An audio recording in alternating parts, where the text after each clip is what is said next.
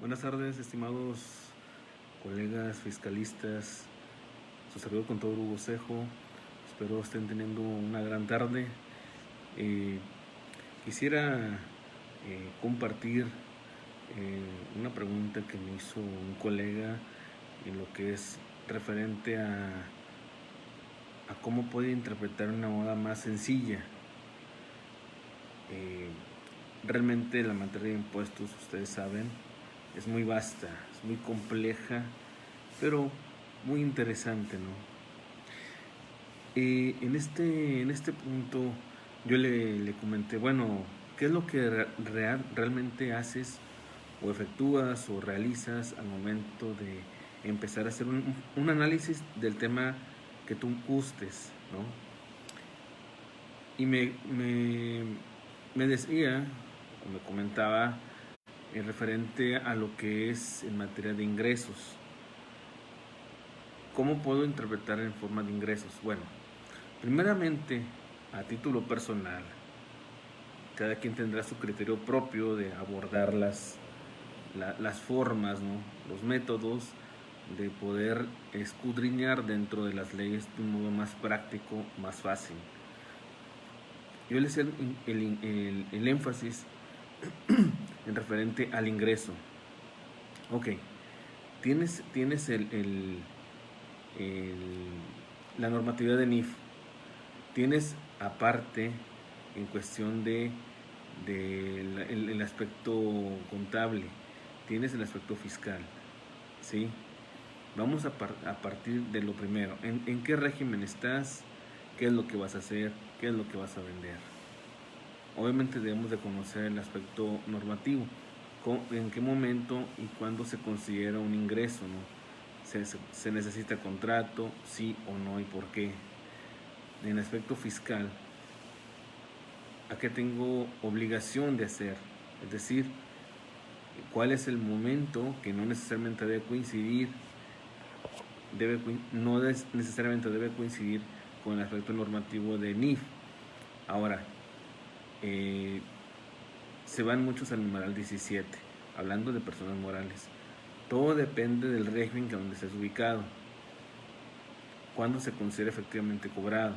Estamos hablando de físicas con base a lo de vengado, a morales.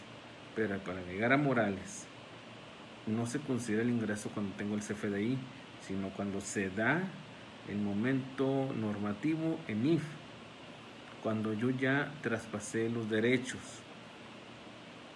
Esa es una. Ahora, en ¿qué otro punto tenemos de ingresos? ¿Qué es lo que estás vendiendo? ¿Qué es lo que estás enajenando? ¿Qué servicio vas a prestar? Existen contratos, existe la materialidad, existen correos electrónicos, existen personas que participaron en la obtención del ingreso. Todos esos puntos tienes que abordar, porque no nada más se trata de decir, mira, yo tengo el contrato, tengo el CFDI y listo. No, la verdad tenemos que materializar toda la transacción, es decir, que la operación sea auténticamente transparente. De ese modo podemos saber con precisión de dónde nació y cómo se da el momento del ingreso. ¿Sí? Ahora, otro ejemplo más sencillo.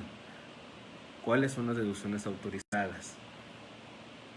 Aquí en este punto, si estamos hablando de una persona moral, de las normalitas, de las sociedades anónimas, tenemos que partir desde el origen, lo que es el gasto y su requisito, ¿sí?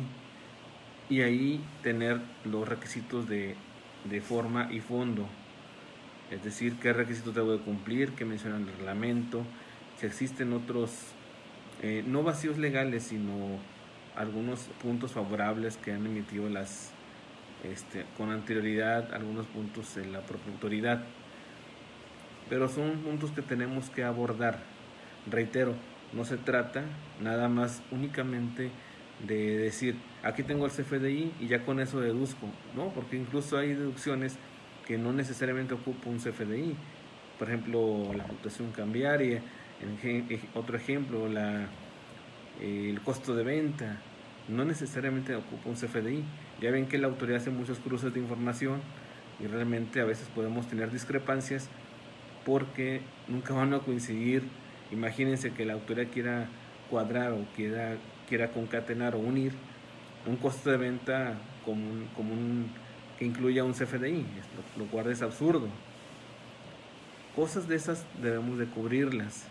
Que menciona el reglamento en base al tema que se está viendo, que señala la miscelánea, que al final de cuentas esta última obedece a criterios meramente técnicos derivados de cláusulas habilitantes. Es decir, si en el numeral 33, inciso G del Código Fiscal de la Federación referente a la miscelánea, bueno, no quiere decir que esta última sea una ley o sea un complemento del Código Fiscal. Simplemente es un enlace que hace la autoridad a través de reglas de carácter general que conocemos como miscelánea, ¿no? Pero simplemente si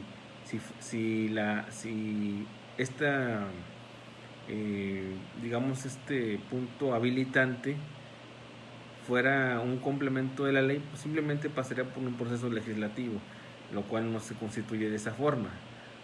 La miscelánea la firma el funcionario del SAT y obviamente son reglas que hacen ellos en base a lo que ven diariamente, a lo que están estipulados en las disposiciones fiscales, y de ahí empiezan a ver, a parchar, a quitar, a poner, a agregar.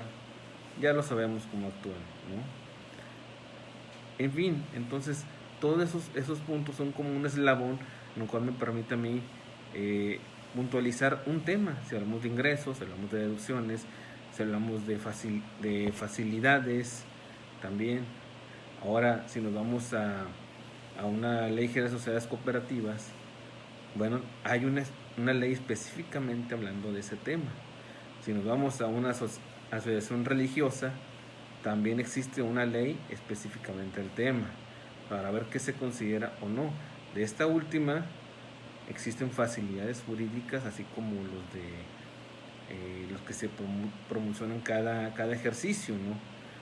En las asociaciones religiosas también se da ese efecto, tienen sus facilidades y de hecho la autoridad emite un documento donde existen supuestos, algunos interesantes, aplicables a este rubro, ¿no?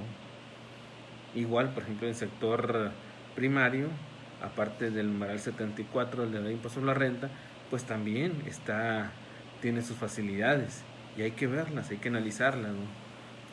Y partiendo de ingresos, partiendo de deducciones, partiendo de estímulos, etcétera, ¿no?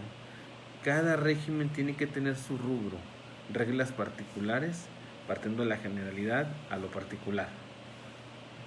Entonces, reitero, cada régimen tiene sus particularidades y hay que verlas como tal, en forma integral, y correlacionarlas con otras leyes en donde existen puntos de unión. Se ve sencillo, pero no lo es, pero al final de cuentas es entretenido. La verdad se disfruta en cuestión de la interpretación y empieza uno a correlacionar, ¿no? Así como por ejemplo la Ley General de Títulos de Operaciones de Crédito, la Ley Federal del Trabajo.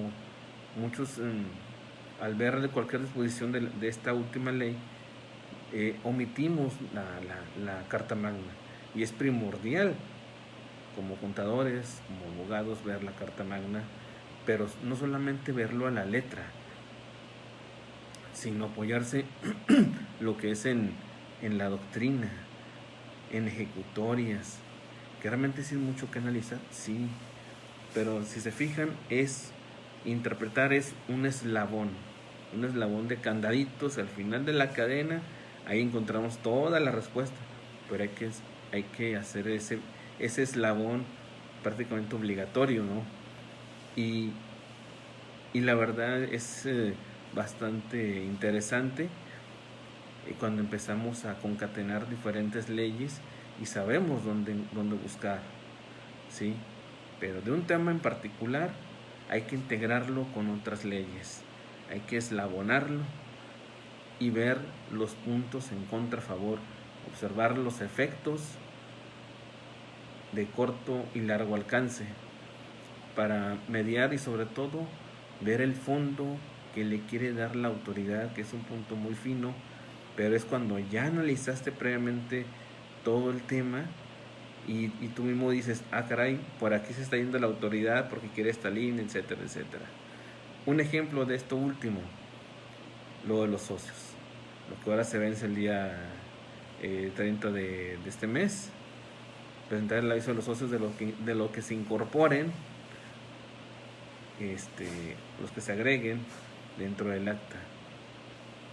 Imagínense, dentro de la disposición no menciona a qué ejercicio se refiere. Es decir, si yo hice una modificación del año pasado o del 2017, 18, por única vez hay que agregarlo. ¿Qué pretende la autoridad? Fiscalizar a esas personas, saber cuál es su estatus.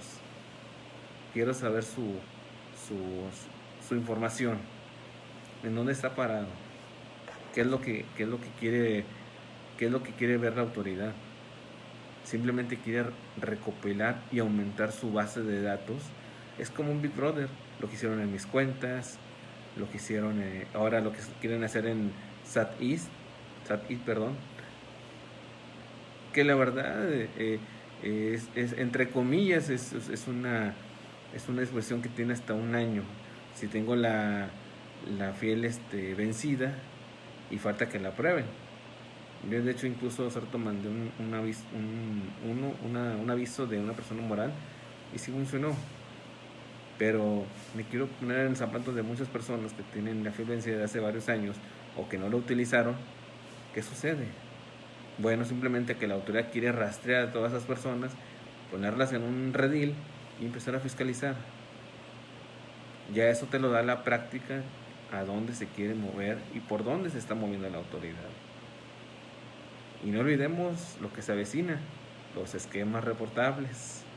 Un saludo para todos ustedes y que tengan una excelente tarde.